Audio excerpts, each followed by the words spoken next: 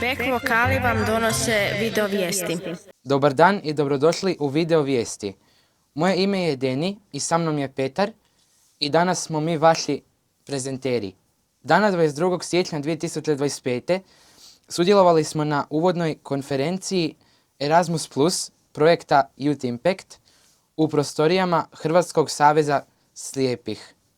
Konferencija je bila uvod u početak provedbe aktivnosti projekta kojima se na međunarodnoj razini žele ojačati kapaciteti mladih osoba s oštećenjem vida, nudeći nova rješenja za inkluziju.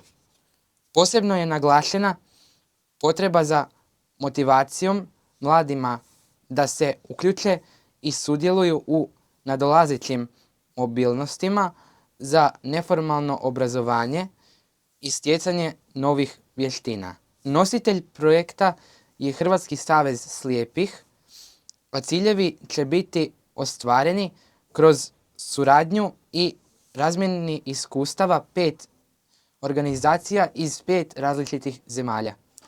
Program konferencije uključivao je predstavljanje projekta koji je započeo s provedbom 1. studenog 2024. godine i trajaće 2 godine. Zatim je na redu bila panel rasprava i inspirativne priče i dio s pitanjima i odgovorima.